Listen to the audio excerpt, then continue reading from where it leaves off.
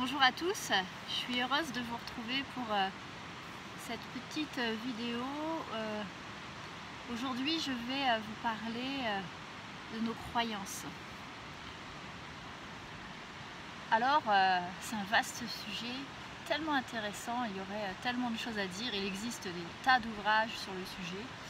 J'en ai lu pas mal, ce qui est bien c'est de faire une compile un peu de tout ça. Alors nos croyances, elles se forgent bien évidemment durant notre enfance. Par plusieurs biais, c'est-à-dire que déjà on va avoir les croyances que nos parents nous ont transmises.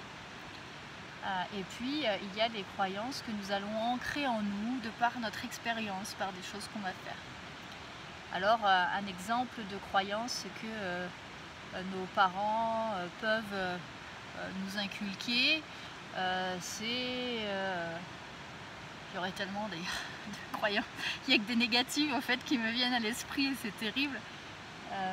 Qu'est-ce que peuvent nous dire en positif nos parents et qui forgent des croyances positives? Je cherche, vous en avez peut-être. Bon, on va partir sur les limitantes parce qu'au final c'est pour ça que je voulais faire cette vidéo, pour vous parler des croyances limitantes, parce que généralement les croyances que l'on ancre en nous dès l'enfance, elles ne sont pas forcément très positives. Alors on peut avoir des parents qui vont nous dire que tout est possible, qu'il n'y a pas de limite, que nous sommes les plus beaux, les plus forts, les plus intelligents. Et généralement effectivement ça pousse les enfants vers le dépassement de soi, et pour peu qu'on fasse nos propres expériences où effectivement on réussit, alors ça vient conforter les croyances que nous ont mis nos parents. Moi je vous parle plutôt de nos croyances limitantes ici, puisque c'est celles qui vont nous empêcher d'avancer.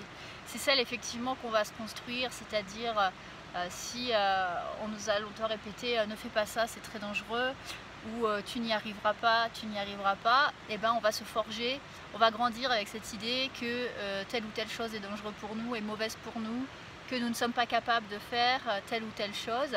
Et puis pour peu que on fasse des expériences que nous ne réussissons pas forcément, au final ça va venir conforter ces croyances qui nous ont déjà été distillées, et au final elles s'ancrent en nous et on grandit comme ça. Je prends l'exemple de la chance, puisque ça m'est arrivé il y a quelques temps, et je pars en séjour dans un séminaire sur la Côte d'Azur où il est censé faire un temps magnifique, et pendant 5 jours de séminaire il tombe des cordes, un temps incroyable, et l'hôtelier qui me reçoit me dit mais dis donc hein, vous n'avez pas de chance parce que d'habitude il fait toujours beau. Et là je dis oui effectivement c'est pas de chance, que j'ai même pas le plaisir de voir la Côte d'Azur sur le soleil. Et puis les heures passent, et puis le midi je vais au restaurant et je veux commander un plat, et là la personne me dit ah ben c'est pas de chance, franchement vous avez pas de chance, je viens de vendre le dernier. Pas deuxième fois dans la journée qu'on me dit que j'ai pas de chance. Bon, on va dire l'hôtelier a planté la graine le matin, et le restaurateur le midi il a arrosé un petit peu, si on veut prendre une métaphore. La journée se passe et le soir je prends un taxi pour rentrer à mon hôtel, et là je vous jure, à peine c'est croyable, je monte dans le taxi, on commence à rouler, et au bout de 5 minutes le taxi tombe en panne. Et le chauffeur se retourne et me dit madame vous n'avez vraiment pas de chance. Parce que franchement ça m'est jamais arrivé. Donc je descends du taxi, 11 h du soir, je rentre à mon hôtel, il pleut, je me fais rincer, et arrivé à l'hôtel je croise le restaurateur, elle me dit décidément c'est pas votre jour. Et là je me couche le soir en me disant mais c'est pas possible, j'ai vraiment pas de chance. Vous voyez, au final, alors oui on pourrait dire effectivement j'ai pas de chance, mais c'est pas ça avoir de la chance. C'est-à-dire que j'ai vécu une journée où effectivement rien ne s'est passé comme ça aurait dû se passer. Mais est-ce que ça voulait dire pour autant que j'avais pas de chance? Alors si je n'avais pas travaillé sur moi-même toutes ces années, j'aurais pu me construire cette image mentale dans laquelle effectivement je me serais dit non mais j'ai vraiment pas de chance, et j'aurais pu expliquer par les événements, bah, tu te rends compte j'étais à Nice, il pleuvait, j'ai pris un taxi, il tombé en panne, j'arrive au restaurant pour commander leur spécialité, ils l'ont plus, c'est inconcevable. Donc ces croyances limitantes au final, qui sont souvent négatives, empêchent d'avancer puisqu'on va se persuader qu'au final on n'est pas capable, on n'arrive pas, c'est pas fait pour nous. Alors on peut s'en libérer de ces croyances limitantes et on peut même les transformer en croyances positives. Pour réussir ça, ah oui, ça demande un petit peu de travail, mais comme tout, hein, vous savez, le travail sur soi ne se fait pas en claquant des doigts, ce serait trop facile. On peut transformer ces croyances limitantes. Déjà, la première chose, c'est de prendre conscience qu'elles existent. Parce qu'on peut avoir des tas de croyances limitantes et ne pas les voir comme étant des croyances limitantes.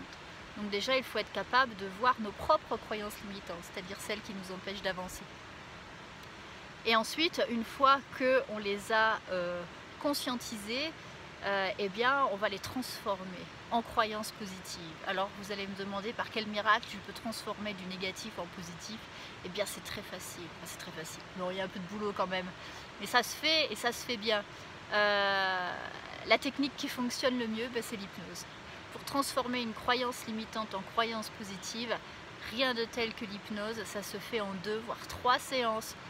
Parfois plus si elle est profondément ancrée en fonction de chaque personne, mais avec la pratique de l'hypnose, eh bien, vous pouvez conscientiser vos croyances limitantes et les transformer en croyances positives. Et à partir du moment où vous les avez transformées en croyances positives, eh bien, beaucoup de blocages se lèvent et vous pouvez avancer beaucoup plus sereinement dans votre vie. Et eh bien, quand je suis retournée à Nice la fois d'après pour mon autre séminaire, eh bien oui, il a fait beau pendant 5 jours. J'ai pu enfin manger la spécialité du restaurant.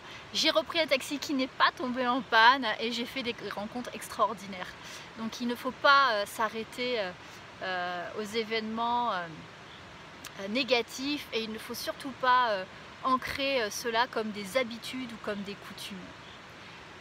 Voilà, alors je me suis un peu baladée sur cette vidéo, je suis un peu sortie de tout ce que j'aurais voulu vous dire, mais c'est un sujet tellement passionnant, on pourra en reparler lors d'une prochaine session vidéo, où nous pouvons même en reparler ensemble si vous venez me voir, afin que je vous accompagne pour vous libérer de vos fameuses croyances limitantes.